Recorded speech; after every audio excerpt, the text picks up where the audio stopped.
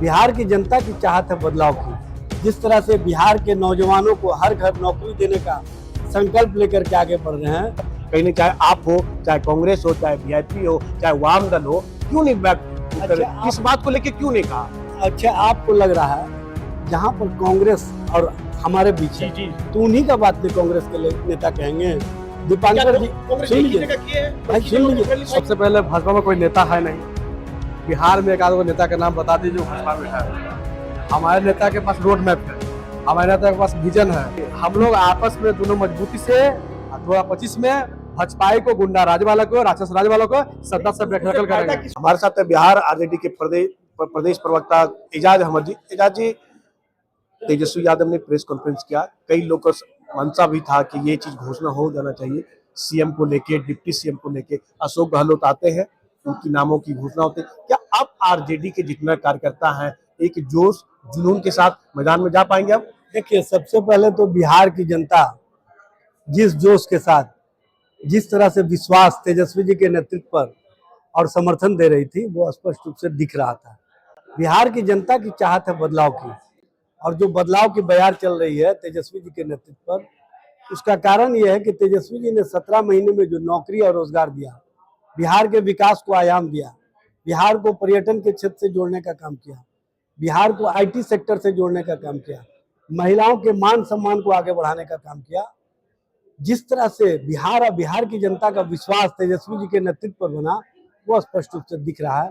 अब बिहार की जनता ही चाहती थी कि तेजस्वी जी के नेतृत्व में हम जो बदलाव की बयार चल रही है उसको पूर्ण रूप से समर्थन और विश्वास जो प्रकट कर रहे हैं, उसके साथ इंडिया महागठबंधन के सभी नेता साथ दिखे। और आज अशोक गहलोत जी को मैं मुबारकबाद देता हूं।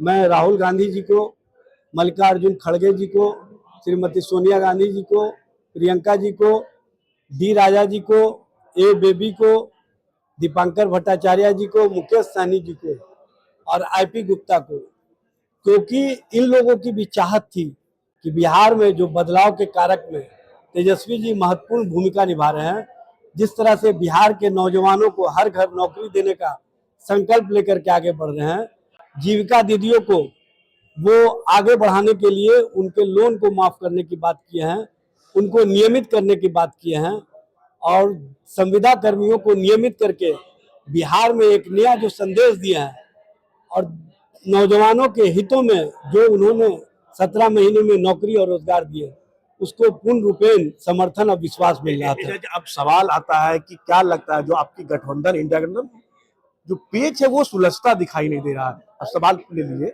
इसलिए सुलझता नहीं दिखाई दे रहा है कि फ्रेंडली फाइट इतनी जगह आखिर क्यों, 13 सीटों पे आखिर क्यों? तो अगर फ्रेंडली हटा देते फाइट मानी ना, आखिर क्यों? आपको पता नहीं है, बिहार की जनता और बिहार का नेतृत्व करता तेजस्वी जी के प्रति कहीं कोई पेच नहीं है, और आप जिसको पेच समझ रहे हैं वो सब आज 3 बजे तक सब कुछ सॉल्व हो जाएगा, कहीं कुछ नजर नहीं आएगा। स्पष्ट रूप से जो भी जहां पर भी आपको लग रहा है कि फाइट है, वहां पर फाइट नहीं है। वहां पर जनता और जनता के विश्वास के साथ हम उन लोगों के खिलाफ फाइट कर रहे हैं जो एनडीए का मतलब है नफरती दंगाई अलायंस, और नफरत को हम लोग मोहब्बत के राजनीति से, भारत की जो गंगा जमुनी संस्कृति है उस राजनीति से हम लोग पाटने का काम करेंगे और बताने का काम करेंगे कि एकजुटता के साथ कैसे चुनाव मैदान में जाना है, और सभी लोग एकजुट होकर के चुनाव मैदान में रहेंगे। जब आज नेताओं का एकजुटता आपको दिखा, तो आपको नीचे भी कार्यकर्ताओं के बीच में भी एकजुटता दिखेगी, कहीं कोई मामला नहीं है। जी, ऊपर मंच से ही अशोक गहलोत ने कहा सिर्फ 1 से 2 सीटों को लेकर कहा बैकआउट करेंगे, बैक ड्रॉप करेंगे, तो आखिर पूरे सीट पर क्यों नहीं कहा? जितने सीटों पर फ्रेंडली फाइट है, कहीं नहीं, चाहे आप हो, चाहे कांग्रेस हो, चाहे वीआईपी हो, चाहे वाम दल हो, क्यों नहीं बैक करे? इस बात को लेकर क्यों नहीं कहा? अच्छा आपको लग रहा है जहां पर कांग्रेस और हमारे बीच है, तो उन्हीं का बात नहीं कांग्रेस के नेता कहेंगे।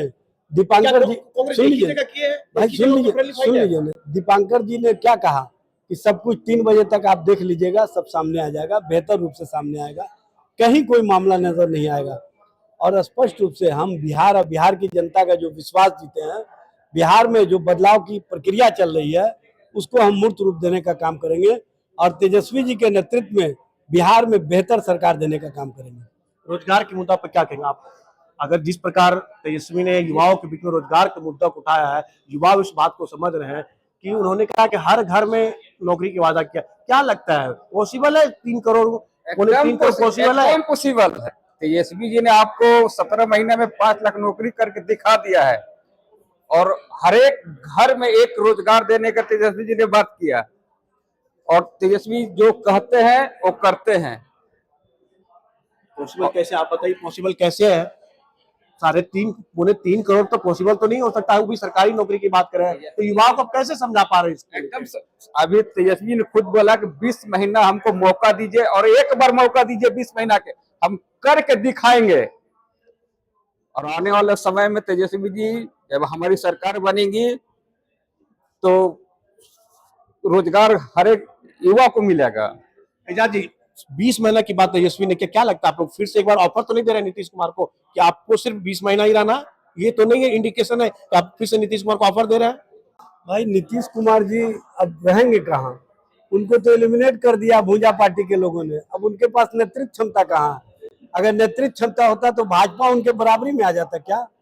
भाजपा के बराबरी में आना नीतीश कुमार को स्पष्ट रूप से संकेत है कि अब हमारी बिरादरी के आप नहीं हो। तो आखिर 20 महीना क्यों नहीं 5 साल के लिए, क्यों नहीं? उन्होंने सुन लीजिए ना, उन्होंने इस कारण से बोला कि 20 साल की जो सरकार थी उसको हम 20 महीने में दिखा करके बता देंगे कि जो कार्य इन्होंने नहीं किया वो चलाया ना। भाई 17 साल वाली सरकार को 17 महीने में हमने बता दिया ना कि कैसे विकास होता है, कैसे नौकरी दिया जाता है।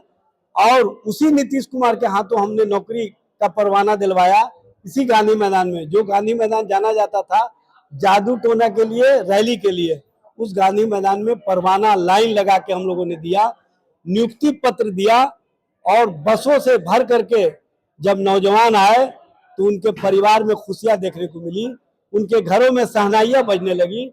तो तेजस्वी जी शहनाई बजाने वाले नेता हैं, और ये लोग जिस तरह की राजनीति करते हैं वो स्पष्ट रूप से दिखता है। बीजेपी के प्रदेश अध्यक्ष कहते हैं कि तेजस्वी यादव उलूल जुलूल बात करते रहते हैं, करप्शन की बात उनसे ना सुना जाए, करप्शन में जो पूरे लिप्त रहते हैं वो करप्शन की बात करते हैं। सबसे पहले भाजपा में कोई नेता है नहीं।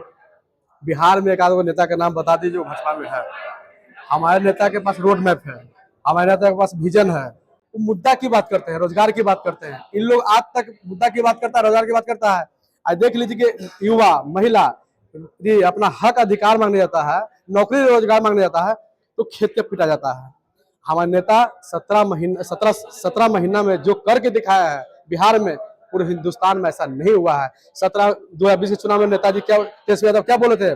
जब मेरी सरकार बनेगी 10 लाख युवाओं को सरकारी नौकरी देंगे। पहले कैबिनेट में सरकार नहीं बनी, जब उनको मौका मिला 17 महीना का, 5 लाख नौकरी देके पूरे हिंदुस्तान में नाम, बिहार का नाम हिंदुस्तान में रोशन किए। लेकिन देखिए हमारे नेता जो कहते हैं वो करते हैं। उम्र के कच्चे हैं लेकिन जुबान के पक्के हैं। इन लोग के पास कोई मुद्दा है? एक गुंडा राज वाला, राक्षस राज वाला के पास कोई मुद्दा है? कुछ है इसके पास? आज तक क्या तो नौकरी दिया है? भाजपा में क्या तो नेता है? ना बता दीजिए आपका भाजपा में क्या नेता है? तेजस्वी जी पूरे बिहार के युवा, तेजस्वी है पूरे बिहार के युवा समझे कि सीएम है। आज पूरा बिहार तेजस्वी हो चुका है। इस बार भाजपाई विपक्ष में रहने लायक नहीं रहेगा। और आप यदि युवाओं और महिलाओं से अपील करते हैं कि आप अपना वोट के चोट से भाजपा को सत्ता से बेदखल करेगी। एक सवाल ले लीजिए ना, क्या आप आरजेडी कांग्रेस के रवैया से खुश है? कांग्रेस जिस प्रकार आप लोग के साथ कर रही है, आप लोगों ने आज झुकाया है, लेकिन जिस प्रकार आपके साथ रवैया कर रही है, हर जगह उम्मीदवार खड़ा कर दे रही है, इस रवैये से को कैसे आप देख रहे हैं? देखिए ये कोई मुद्दा नहीं है, ठीक है, कोई मुद्दा नहीं हम लोग मजबूती से आगे बढ़ रहे हैं। दोनों भाई आपस में लड़ रहे हैं, एक ही नहीं, हम लोग आपस में दोनों मजबूती से 2025 में भाजपा को, गुंडा राज वाला को, राक्षस राज वालों को सत्ता से बेदखल करेंगे। किसको अगर आपस में लड़िएगा दोनों भाई, फायदा किसको? एनडीए को होगा ना? कोई फायदा नहीं है, कोई फायदा नहीं होगा। कैसे नहीं होगा? इन लोग के पास कोई विजन है नहीं। विजन की बात हम नहीं कर रहे, आपने कहाँ लेते जा रहे हैं? विजन की बात नहीं कर रहे, मैं सीट की बात कर रहा हूँ। अगर एक ही जगह में दोनों चुनाव लड़ेंगे तो आखिर किसका? अगर सिर्फ टॉवल दोनों कर रहे हैं, कांग्रेस है, आरजेडी है, तो इससे फायदा किसका होगा? देखिए 2-3 घंटा का इंतजार कर लीजिए, सारा चीज फाइनल हो जाएगा, पूरी तरह से पूरा फाइनल हो जाएगा, सब क्लियर हो जाएगा। हम लोग लेके परंतु नहीं, हम लोग एक होके मजबूती से आगे बढ़ेंगे। 2025 के चुनाव में इंडिया गठबंधन का सरकार बनेगी और बिहार का मुख्यमंत्री तेजस्वी बनेंगे। देखिए, आरजेडी के जो प्रदेश प्रवक्ता थे एजाज अहमद, उसके साथ उनके कई कार्यकर्ता थे, उन्होंने स्पष्ट तौर पर कहा है कि हमारी मजबूत गठबंधन है, जहां से फ्रेंडली फाइट की बात हो रही है, वो आप 3 बजे तक आज इंतजार कीजिए, कहीं ना कहीं उसको बैक ड्रॉप किया जाएगा। लेकिन देखना होगा कि क्या जो 13 सीटों पर घमासान मची है, क्या उनको फिर से आज नाम वापसी लिया जाता है या नहीं लिया जाता, ये देखने वाली बात होगी। सहयोगी निहित के साथ मनीष झा, पटना, रांची।